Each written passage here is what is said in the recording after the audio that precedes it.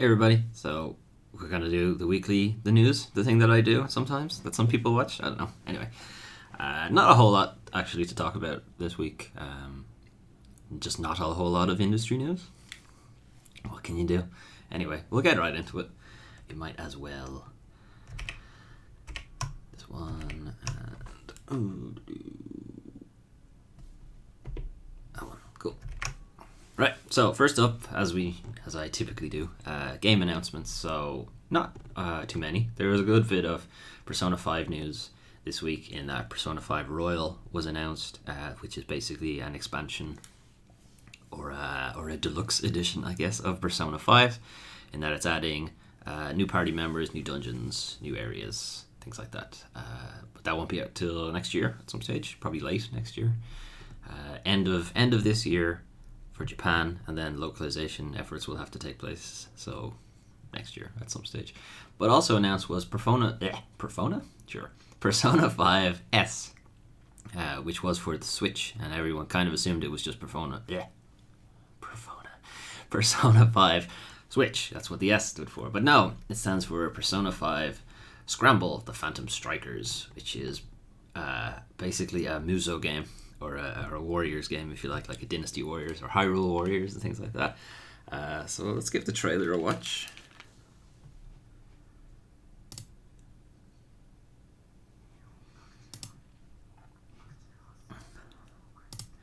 It's in Japanese, so have fun with that.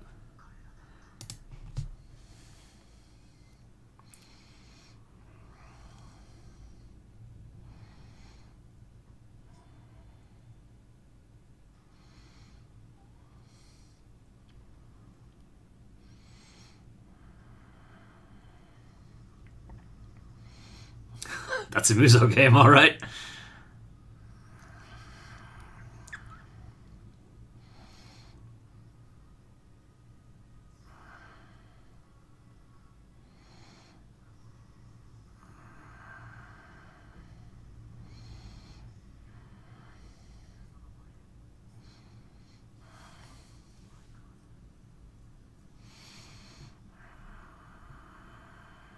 Only PlayStation 4?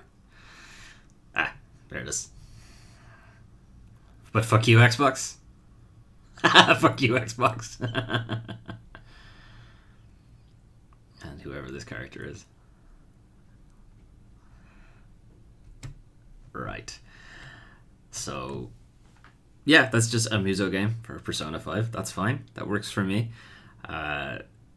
Omega Force, the people behind the kind of Muso games, have been getting a lot of mileage out of adapting other franchises into their Muso series. Hyrule Warriors did very well for them.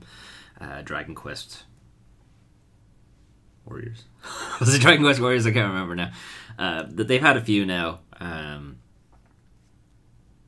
So, they're continuing this process. Good for them. That's the wrong button. That's the button I wanted to press. Okay. That's kind of it for game announcements. Unfortunately, it's a bit short. What can you do? It's the middle of the year. They don't really announce things. But this is some interesting industry news. So, former BioWare creative director leads new studio for Wizards of the Coast. So, Wizards of the Coast are the guys behind Dungeons & Dragons, but they're also the guys behind Magic the Gathering. This guy, James Olin, he was part of BioWare, and he worked on their design and writing for these games. So, Neverwinter Nights, Knights of the Old Republic, Jade Empire, Dragon Age Origins, and Baldur's Gate. So he's pretty heavy into the D&D stuff. So this seems like a pretty good move for him. So they're going to open a new studio somewhere in Texas, I think. Yeah, Texas. There's a lot of other studios down there already, so there's good networking opportunities for them. And hopefully, he can take the old BioWare magic, not the new BioWare magic, where it just gets everyone to crunch ridiculously. And he can bring that, to make something interesting.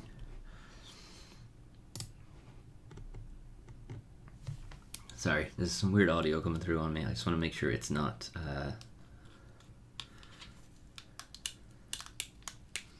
Come out, you bastard. Okay, it is. It's just me charging. Okay, that's fine.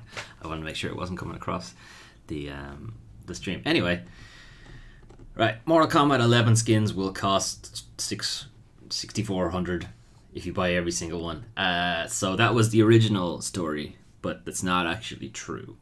The reason it's not true is because not every skin is purchasable anyway with real money. In fact, most of them aren't purchasable. There's only a handful that are. So it won't cost you that much if you decide you want to buy every single one and not earn them. But another kind of stat that came out, it's not here in this article, but another stat that came out basically was if you want to earn them in-game, as in not spend any money, just play the game and earn them as you play, it will require something like 3,000 hours to do, which is a lot of time. It's more than a year, I think. And that's assuming that you don't fail, you don't mess up the time towers, or whatever the fuck they call it, Tower of Time things. That's assuming randomness goes entirely in your favor and so on. So it's probably well north of 3,000 hours. Like, fine that this number isn't correct, but that the 3,000 hours one is still correct is not great. That's not a good look for them. It's just way too grindy.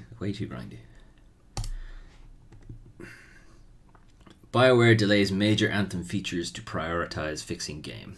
There's a long way to go before Anthem becomes a game we all want it to be. Well, you probably shouldn't have released it then, should you?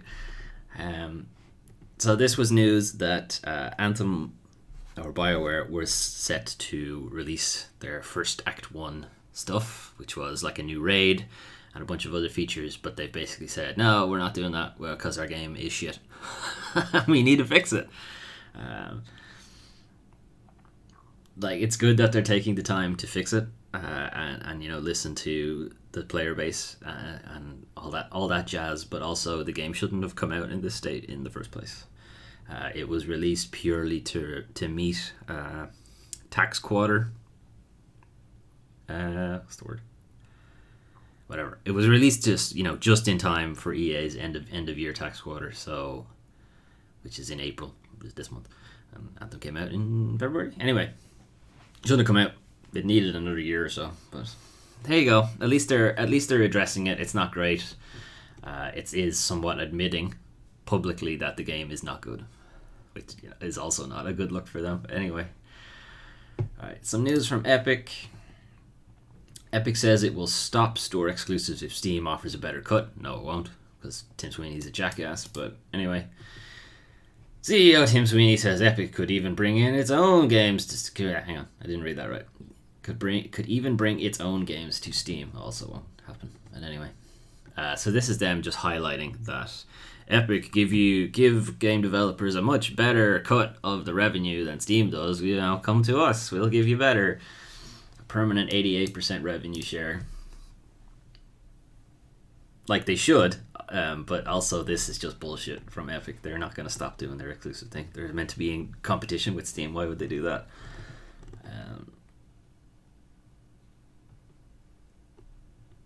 But yeah, anyway, it's kind of rich coming from Epic to say you should treat developers better and pay them better and so on, when they've got Epic under fire as a report says Fortnite teams facing endless 70 hours a week plus crunch.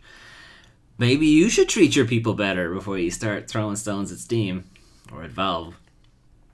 The only people that got away with not doing crunch were the guys telling people to crunch. That's great. So this is a pretty long article. There's an even better one from Kotaku. From Polygon. But Polygon acts weird on my browser, so I don't use that article. But you've got that one. This is basically kind of the news we've already been hearing from other studios, which is developers are just being shit on, having to work ridiculous hours. It's like, we're not forcing you to do it, but you have to meet your quota, and if you don't meet your quota, you're fired. And the only way you can meet your quota is to do 100 hours a week. We're not forcing you to do it, but you're going to lose your job if you don't. Hey, the guys who didn't do it, the guys who didn't work on the weekends, they're not here anymore, but you don't have to work long hours. Don't worry about it. That's kind of shitty.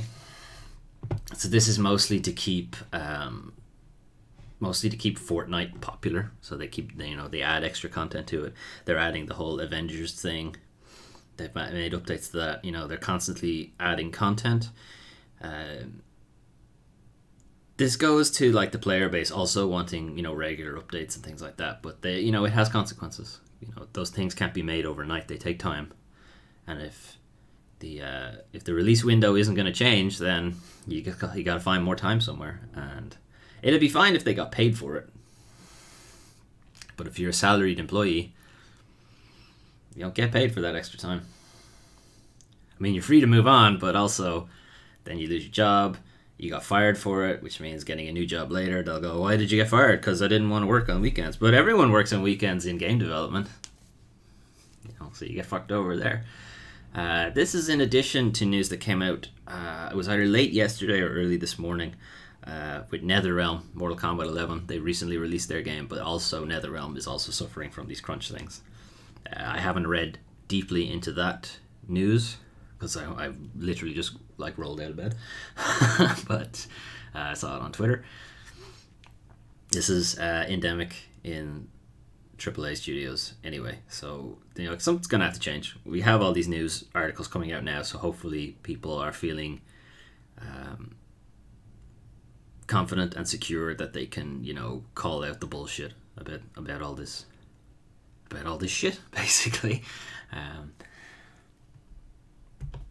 But that's the game news for this week. Again, not a whole lot. We got Persona 5 news, which is big news for me because I really like Persona 5, but I imagine it's probably not great news for everybody else, unless you're a big Persona fan. And then Wizards of the Coast hopefully opening a proper Dungeons & Dragons game, because it's been a while since they've had a good one. So I'm looking forward to that. Neverwinter Nights was a great game. I really liked it. Baldur's Gate. And Dragon Age Origins played very much like Dungeons & Dragons, as did Knights of the Old Republic and Jade Empire. Even if they weren't D&D properties, they played very similar. So that'll be good. And then the regular industry shit that no one really likes. No one likes to know how the pudding is made, but it's important to keep abreast of these things. Anyway, that's the news. Later on today, I'm looking to continue our Sekiro stream. We're up to part 4, so we're reaching kind of the first third. We've completed the first third of the game, basically. Moving into the second third, and so on. That's how maths work. I'll also be looking to do a Days Gone stream. I haven't got around to actually installing it yet, so that might actually end up getting pushed to tomorrow instead. But something will happen later today. There'll be a stream. Keep an eye on Twitter and you'll know all about it. Short and sweet today. Hope you enjoyed it anyway. Thanks for coming, and I'll see you next time.